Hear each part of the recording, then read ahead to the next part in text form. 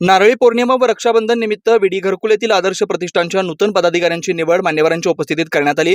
सालाबादप्रमाणे यंदाही विडी घरकुल येथील आदर्श प्रतिष्ठानची बैठक नुकतीच झाली।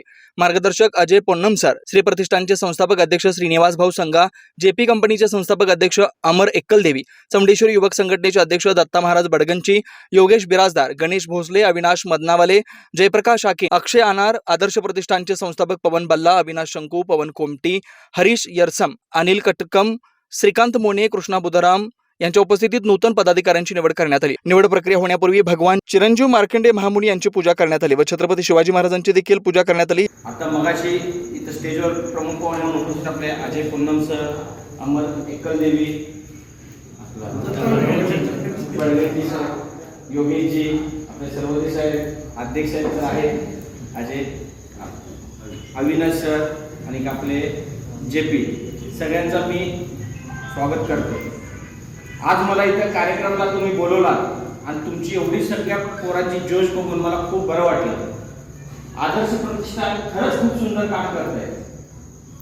तुम्हाला सगळ्यांनी गोष्ट सांगतो छोटीशी, मी पण तुमच्यासारखं छोटं होतो एवढ्यासारखं लहान। मंडळ हे कशाला स्थापना केलं जाते माहिती आहे का? जीवनात आपण घरात मोठे होतो, लहानपणी मित्रात खेळतो, आपल्याला मॅनेजमेंट सिस्टम म्हणजे जीवनात संघर्ष करायचा असेल, एखादा बिझनेस करायचा असेल किंवा लोकांशी जुळून राहायचं आहे, समाजात परिवर्तन करायचं आहे, ह्यासाठी मंडळाच्या स्वरूपात लोक एकत्रित येतात। आपल्याला जसं लोकमान्य टिळकांनी समाजात स्वातंत्र्यासाठी गणपती स्थापना केली होती तरी गुपित बैठकीसाठी, मंडळ हे एखाद्या मंडळाचं तुम्ही मीटिंग घेता, कार्यक्रम करता, ह्याच्या मागचा उद्देश काय असते? 10 घरातले 10 माणसं असते, आपले प्रत्येकाचं एकमेकाचं अडीअडचण आपल्या एकमेकाला कळते, एकमेकासोबत मिळून असतो। बाबा हा अध्यक्ष आहे, उपाध्यक्ष आहे, मंडळ चालवण्यासाठी खर्च असतो, बरं त्याला काय काय लागतंय ही सगळी प्लॅनिंग जवळपास मागील 6 महिन्यापासून तुम्ही करत असत। बाबा रक्षाबंधन येत आहे, त्याच्यासाठी मला हे फ्रीज आणायचं आहे, बाबा हे कार्यक्रम घ्यायचा आहे, त्यासाठी एवढे पैसे लागतील, हे अध्यक्ष लागेल। तुम्ही एखादं मंडळ मोठं करू शकता म्हणजे इथं जमलेला प्रत्येक माणूस स्वतःला सगळ्यात मोठा व्यापारी बनवू शकतो। एक लक्षात ठेवा, कारण एखादं मंडळ चालवणं जोक नाही। 10 घरी जाऊन न लाजता आपण वर्गणी जमा करणे किंवा कामाला जाऊन आपण त्यात आपले 2 रुपये इन्व्हेस्टमेंट करणे, एकमेकांना अडीअडचणीसाठी आपण सोबत उभारणे, प्रत्येकाच्या सुखदुःखात राहणे, बाबा तू कुठं राहतो, बाबा मी असं आदर्श प्रतिष्ठानचं कार्य करताय असं स्वाभिमानानं माणूस सांगताय। आणि तुम्हाला पण जे रक्षाबंधनाला तुम्ही सांगू शकता, अरे आमच्या मंडळाचं एवढं सुंदर मिरवणूक झालं। फक्त हा मिरवणूकच नाही तर समाजात एकत्रित कसं राहिलं पाहिजे आणि कसं पुढे गेलं पाहिजे, त्याच्यासाठी संघटना ही खूप महत्वाची असते। आणि तुमची संघटना खरंच खूप सुंदर आहे आणि मला बघूनही बरं वाटलं। आणि मार्कंडे जयंती आपण दरवेळेस करतोच, पण परंपरानुसार नारळी पौर्णिमेला आपलं देवाचं रथ निघतंय, त्या दिवशी समाजातील आपले प्रत्येक लोक, इतर समाजाचे सगळेजण कुठल्याही गावाला असतील तर त्या दिवशी वेळ काढून, सुट्टी काढून आपल्या देवाच्या रथोत्सवासाठी एकत्र येतात। आणि आपली जी ताकद आहे, आपली जी परंपरा आहे ते लोकांना दाखवण्यासाठी आपण एकत्र येतो।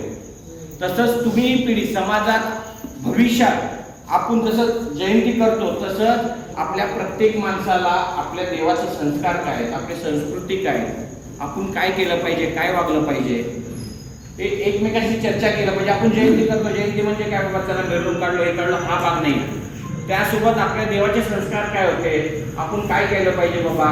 आज आपली यंग पिढी विडी घरकुल म्हणजे कामगारांचं वसाहत असं ओळखलं जात आहे। ऍक्च्युली आपण कामगार म्हणून नाही, आपण व्यापारी आहोत।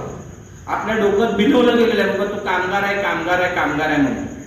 एखादा व्यक्ती इथं जमलेला प्रत्येक कार्यकर्ता जर 10,000 रुपये मी त्याच्या खिशात होता, इथं सगळे पोरं मोबाईल लोनवर काढले असतील, गाडी काढली असतील, 1,00,000 1,50,000 रुपये, किंवा हेच 1,00,000 1,50,000 रुपये तुम्ही छोटंसं रोडवर दुकान टाकू शकता, भाजी विकू शकता, 5-25,000 भरून तुम्ही रिक्षा काढू शकता। मी एमआयडीसीत काम केलंय, गडी खाता केलंय, कांडी मशीन केलंय, काय गॅरेज रिपेअर केलंय, बॅगा विकल्यात सायकलवर, म्हणजे कधी मी थांबलो नाही। जीवनात पुढे जाण्यासाठी सतत संघर्ष करावा लागतंय, अनेक अडचणी येतात, पडायचं, उठायचं, पडायचं, आणि स्वतःला कधी कमजोर समजायचं नाही। कोण कोणाचा मालक नसतो, देवाला सगळ्यांना एवढंच पोट दिलंय, त्यांनी 1 करोड जरी कमवलं तर एवढंच खाणार आहे, त्याने 8,000 जरी कमवलं तर त्यांनी पण एवढंच खात आहे। त्यासाठी कधी कोणाला घाबरायचं नाही. त्याच्याकडे काय आहे, याच्याकडे आहे. सगळ्यांना देवानं पोट एवढंच दिलंय. त्यासाठी कुठल्याच गोष्टीचं चिंता करायचं नाही. आपल्याकडे आपण करोडो रुपये जरी कमवलं तर एवढंच खाणार, एवढंच जरी एक 5-10 कमवलं तरी एवढंच खाणार आहे. हे जे आदर्श प्रदर्शन उभा केले आहे त्याच्यामध्ये त्यांची तळमळ आणि त्यांचं कार्य जे हे दिसून येतं. नेहमी ते बघतानाच मला असं वाटतं की नेहमी हे व्यक्ती जे मेहनत करत असेल त्यांच्या पाठीशी आपण नेहमी राहायला पाहिजे. म्हणून जेवढं जे काही माझ्याकडून होत असेल ते मी नेहमी यांना सहकार्य करतो, कारण की हे मंडळ माझंच, हे कोणाचं इतरांचं नाही आहे. आज बघता बघता जेवढे जे मुलं इथं जे सगळे जमलेले आहेत ते सगळे या आदर्श प्रतिष्ठानचे जे आहेत कार्यकर्ते आहेत, त्यांच्या मनात त्याच्याबद्दल एक आदर आहे. आणि जसं म्हटल्यासारखं आपण नेहमी बघतो की इतर ठिकाणाहून बरेचसे जे प्रतिष्ठान किंवा जे मंडळ आहेत ते येतात. तर अशी जी ज्येष्ठ जी आहे ते आपल्या मनात यायला पाहिजे. ह्या जिथं आज तुम्ही जी छोटीशी ज्योत पेटवली होती, आज मला वाटतं की ती बघता बघता एक मोठ्या मशालीत रूपांतर होत चाललेली आहे. आणि ती येत्या काही काळात लवकर एक मोठा पेट घेऊन जे आपल्याला पाहिजे, वाईट विचार जे पण काय आपल्या भागामध्ये आहे किंवा आपल्या लोकांच्या मनामध्ये आहे त्यांचा नाश करेल. आणि जे आपल्या समाजासाठी जे गरजेचं आहे ते याच्यातून निष्पन्न होईल आणि आपल्या समाजातील इतर मुलांना आणि समाजाला याचा फायदा होईल. आज श्रीनिवास भाऊ संघटना इथं बघून मला आनंद झाला, कारण की ते देखील या प्रतिष्ठानला नेहमी सपोर्ट करतात. मला माहिती आहे भाऊ तुम्ही पण त्याच्यामध्ये हे करता, सहभाग घेता.